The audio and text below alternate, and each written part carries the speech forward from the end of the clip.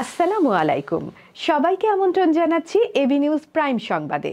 আপনাদের সঙ্গে আছি আমি সুমাইয়া মেঘলা। শুরুতেই জানিয়ে দেব সংবাদ শিরোনাম। কারাগারে ধারণ ক্ষমতা ৪২,৮৭৭, বন্দী আছে ৭০,০০০। দ্রুত বিচার ট্রাইব্যুনালে ধর্ষণের মামলা নিষ্পত্তির দাবি, মানববন্ধনে সম্মিলিত নারী প্রয়াস। ৩৪টি রাজনৈতিক দলের কাছে ঐক্যমত কমিশনের চিঠি, তৈরি হবে জাতীয় সনদ। প্রশাসনের কর্তৃত্ব না থাকায় ধর্ষণ বেড়ে যাচ্ছে, বলেন রিজভী। নির্বাচনের তফসিল ঘোষণার সময় জানালেন সিইসি, টাইমলাইন ডিসেম্বর পর্যন্ত। কানাডা থেকে সুসংবাদ পেল বাংলাদেশ, আসছে তহবিল। রোজা শেখায় অর্থনৈতিক সামঞ্জস্যতা, আধ্যাত্মিক প্রক্রিয়ায় আয় ব্যয়। কানাডায় নতুন প্রধানমন্ত্রী মার্ক কার্নি, জাস্টিন ট্রুডো অধ্যায়ের সমাপ্তি। চ্যাম্পিয়ন্স ট্রফিতে বিশেষ সুবিধা পেল ভারত, শিরোপা জেতার নেপথ্যে আছে আরও কারণ। দর্শক, এতক্ষণ শুনছিলেন শিরোনাম, এখন বিস্তারিত। কারা মহাপরিদর্শক ব্রিগেডিয়ার জেনারেল সৈয়দ মোতাহির হোসেন জানিয়েছেন, সারা দেশের কারাগারে বর্তমানে ৭০,৬০৫ জন বন্দী রয়েছেন, যেখানে ধারণ ক্ষমতা ৪২,৮৭৭ বন্দীর। তিনি বলেন, এই মুহূর্তে ১৫১ জন প্রথম শ্রেণীর বন্দী আছেন, যারা ডিভিশন প্রাপ্ত। সোমবার ১০ মার্চ দুপুরে ঢাকার বকশীবাজারে কারা সদর দপ্তরে আয়োজিত এক সংবাদ সম্মেলনে কারা মহাপরিদর্শক সৈয়দ মোতাহির হোসেন বলেন, ৫ আগস্টের পর জেল ভেঙে পালিয়ে যাওয়াদের মধ্যে এখনও ৭০০ জন পলাতক আছে। বন্দীদের কারাগার হতে বিভিন্ন স্থানে যাতায়াত নিরাপদ এবং ঝুঁকিমুক্ত করার জন্য আধুনিক জিপিএস ট্র্যাকারযুক্ত অ্যাঙ্কেল ব্যান্ড পরিধানের উদ্যোগ গ্রহণ করা হয়েছে। সর্বোপরি কোনো আর্থিক লেনদেন ব্যতীত বন্দীদের তাদের প্রাপ্যতা অনুযায়ী খাবার সহ অন্যান্য সুবিধাদি নিশ্চিত করানোর জন্য জেল সুপার এবং ডিআইজিদের প্রতি কঠোর নির্দেশনা জারি করা হয়েছে। এক্ষেত্রে নিয়ম ভঙ্গকারী কর্মকর্তা এবং কর্মচারীদের কোনোরূপ ছাড় দেওয়া হচ্ছে না এবং নিয়ম ভঙ্গকারীদের অতি দ্রুততার সাথে জবাবদিহিতার আওতায় আনা হচ্ছে। ধর্ষণের অভিযোগে দায়ের মামলাগুলো দ্রুত বিচার ট্রাইব্যুনালে নিষ্পত্তির দাবি জানিয়েছে সম্মিলিত নারী প্রয়াস। মানববন্ধনে বক্তারা বলেন, দাবি আদায় না হলে জুলাই আগস্টের প্রেরণা নিয়ে নারীরা আবারও রাস্তায় নামতে বাধ্য হবে। এ সময় তারা আদর্শবান পুরুষদের তাদের পাশে দাঁড়াতে আহ্বান জানান। সোমবার ১০ মার্চ রাজধানীর জাতীয় প্রেস ক্লাবের সামনে আয়োজিত এক মানববন্ধনে এমন দাবি জানায় সংগঠনটি। অধ্যাপক ডক্টর শামীমা তাসনিম বলেন, আমাদের সন্তানদের রক্তের বিনিময়ে পাওয়া এই নতুন বাংলাদেশকে আমরা কলঙ্কিত হতে দেব না। আমরা এই সম্মিলিত নারী প্রয়াসের পক্ষ থেকে, এই দেশবাসীর পক্ষ থেকে এই শাসন ব্যবস্থাকে বলতে চাই, যে কোনো মূল্যে নৈতিক সমাজ ব্যবস্থা নিশ্চিত করতে হবে এবং দৃষ্টান্তমূলক শাস্তি যেন এভাবে হয় আর কোনো আসিয়াকে এভাবে করে নির্যাতনের শিকার হতে না হয়। রাষ্ট্র সংস্কারের জন্য গঠন করা হয়েছে ৬টি কমিশন। এসব কমিশন ১৬৬টি সুপারিশ ও পূর্ণাঙ্গ প্রতিবেদন সহ ৩৪টি রাজনৈতিক দলের কাছে চিঠি পাঠিয়েছে জাতীয় ঐকমত্য কমিশন। আগামী ১৩ মার্চের মধ্যে রাজনৈতিক দল ও জোটগুলোর কাছে এসব সুপারিশের বিষয়ে মতামত জানাতে হবে। এরপর সংস্কার বিষয়ে রাজনৈতিক দলগুলোর সঙ্গে আলোচনা শুরু হবে। সব পক্ষ যখন ঐকমত্যে পৌঁছাবে, তখন একটি জাতীয় সনদ তৈরি করা হবে। সোমবার ১০ মার্চ জাতীয় সংসদ ভবনে আয়োজিত এক সংবাদ সম্মেলনে এসব তথ্য জানান জাতীয় ঐকমত্য কমিশনের সহসভাপতি ড আলী রিয়াজ। তিনি বলেন, যখন যে দলের মতামত পাওয়া যাবে সেই সময় থেকেই রাজনৈতিক দলগুলোর সঙ্গে আলোচনা শুরু করা হবে। ৬টি কমিশনের পূর্ণাঙ্গ প্রতিবেদনগুলো দুটো পৃথক ওয়েবসাইটে ইতিমধ্যেই আপলোড করা হয়েছে।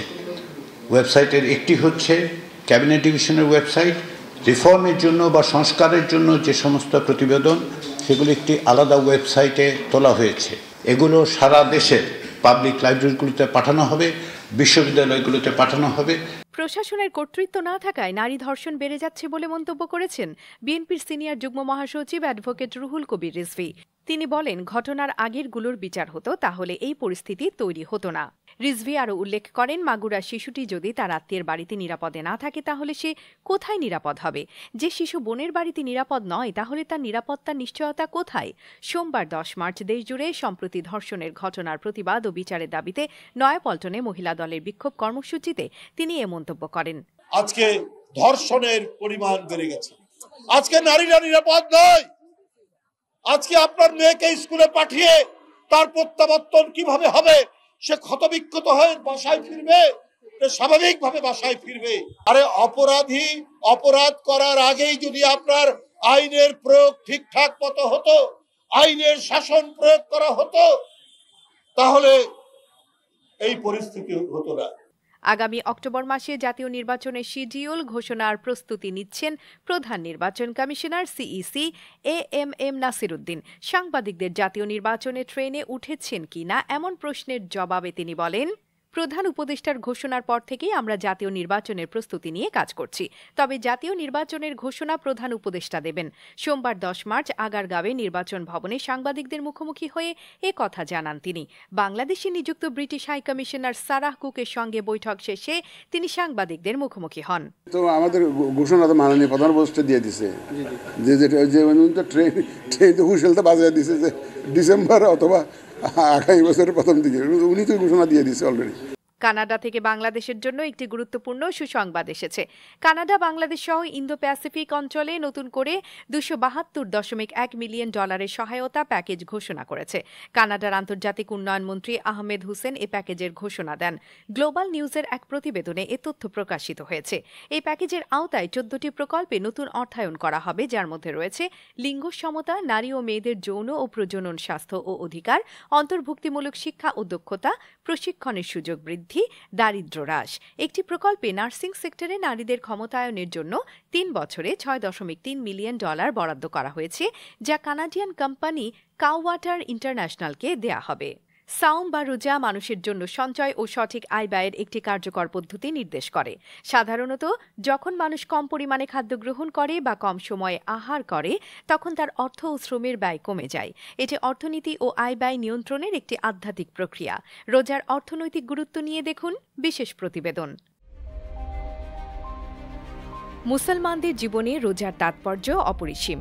রোজার সময় মানব জীবনে শুধুমাত্র আত্মিক ও শারীরিক উপকারিতা নয়, বরং অর্থনৈতিক গুরুত্ব বিশেষভাবে লক্ষণীয়। আসুন জেনে নেই রোজার অর্থনৈতিক দিকগুলো। আয় ব্যয় নিয়ন্ত্রণ। রোজা মানুষের জন্য আয় ব্যয়ের একটি সঠিক পদ্ধতি নির্দেশ করে। যখন মানুষ কম খায় বা সীমিত সময়ে আহার করে, তখন তার অর্থ ও শ্রমের ব্যয়ও কমে আসে। এই প্রক্রিয়া অর্থনীতি ও ব্যক্তিগত খরচ নিয়ন্ত্রণের একটি আধ্যাত্মিক পন্থা হিসেবে কাজ করে। গরিব দুঃখীদের সাহায্য।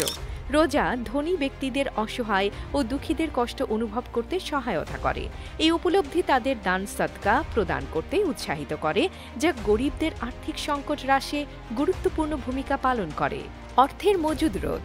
ইসলামে অতিরিক্ত মুনাফার উদ্দেশ্যে অর্থ মজুদ করা নিষিদ্ধ। রোজার সময় মানুষ নির্দিষ্ট হারে যাকাত ও ফিতরা প্রদান করে, যা আল্লাহর নির্দেশ পালন করার একটি উপায়। ইফতার বাজার। রমজান মাসে ইফতার বাজার দেশের অর্থনীতিতে একটি বিশাল ভূমিকা পালন করে। গ্রাম থেকে শহর প্রতিটি পাড়ায় ইফতারের বাজার বসে, যা অর্থের প্রবাহ বৃদ্ধিতে সহায়তা করে। ঈদ বাণিজ্য। রমজান মাস শেষে ঈদ উল ফিতর আসে, যা বাংলাদেশে লাখ কোটি টাকার বাণিজ্য সৃষ্টি করে। এই বাণিজ্য রোজার অর্থনৈতিক গুরুত্বের একটি সুস্পষ্ট উদাহরণ। রোজা কেবল ধর্মীয় আবেগের বিষয় নয়, বরং এর মাধ্যমে সমাজের অর্থনৈতিক চিত্রও পরিবর্তিত হয়। এই দিকগুলো রমজানের সময় মানুষের আচার আচরণ ও অর্থনৈতিক কার্যকলাপের ওপর গভীর প্রভাব ফেলে। AB news desk report. কানাডার নতুন প্রধানমন্ত্রী হিসেবে নির্বাচিত হয়েছেন মার্ক কার্নি।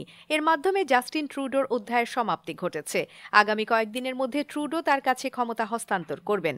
রোববার 9 মার্চ রাতে কানাডার ক্ষমতাসীন দল লিবারেল পার্টি মার্ক কার্নিকে নতুন দলীয় নেতা হিসেবে নির্বাচিত করে। মার্ক কার্নি এমন সময় প্রধানমন্ত্রী হলেন যখন কানাডা ও যুক্তরাষ্ট্রের মধ্যে বাণিজ্য যুদ্ধ শুরু হয়েছে। এ সপ্তাহে যে কোনো একদিন কানাডার গভর্নর জেনারেলের কাছে প্রধানমন্ত্রীর শপথ গ্রহণ করবেন মার্ক কার্নি। নতুন প্রধানমন্ত্রী মার্ক কার্নির এপ্রিলের শেষের দিকে কানাডায় নতুন সাধারণ নির্বাচনের ঘোষণা দিতে পারেন। এদিকে গত 6 জানুয়ারি পদ ছাড়ার ঘোষণা দেন জাস্টিন ট্রুডো। তিনি 2015 সালে প্রথম দেশটির প্রধানমন্ত্রী হন, কিন্তু সাম্প্রতিক সময়ে তার জনপ্রিয়তায় ভাটা পড়েছে। 1 বছরেরও কম সময়ের ব্যবধানে আইসিসির 2টি শিরোপা জিতল ভারত। তবে এবারের চ্যাম্পিয়ন ট্রফিতে ভারতের জন্য ছিল বিশেষ সুবিধা। অন্য দলগুলোকে ভেন্যু ও শহর পরিবর্তন করে ছোটাছুটি করতে হয়েছে, কিন্তু ভারত একই মাঠে সব ম্যাচ খেলার সুযোগ পেয়েছে। এই ব্যবস্থা মাঠ এবং পিচের পরিস্থিতির সঙ্গে পরিচিতি হতে ভারতকে সহযোগিতা করেছে। তাই 2024 টি-20 বিশ্বকাপের পর চ্যাম্পিয়ন্স ট্রফিতেও অপ্রতিরোধ্য ভারত। তবে চ্যাম্পিয়ন্স ট্রফি জয়ের আরেকটি বড় কারণ ভারতের ব্যাটিং গভীরতা। দলের ব্যাটিং অর্ডার এত বিস্তৃত যে রবীন্দ্র জাদেজার মতো অলরাউন্ডারকেও ৮ নম্বরে খেলতে হয়েছে। শুভমান গিল এবং বিরাট কোহলির দুর্দান্ত ফর্ম দলের জন্য কাজ করেছে। বিরাট কোহলি ৫ ম্যাচে ২১৮ রান করেছেন। পাকিস্তানের বিপক্ষে তার ১৭ রান, অস্ট্রেলিয়ার বিপক্ষে ৮৪ রান করেন। দর্শক, এতক্ষণ আমাদের সঙ্গে থাকার জন্য ধন্যবাদ। সর্বশেষ সংবাদ পেতে ভিজিট করুন আমাদের ওয়েবসাইট www.abnewsinternational.com এ। সেই সঙ্গে নিয়মিত ভিডিও নিউজ পেতে আমাদের ফেসবুক পেজ ও ইউটিউব চ্যানেলে চোখ রাখুন।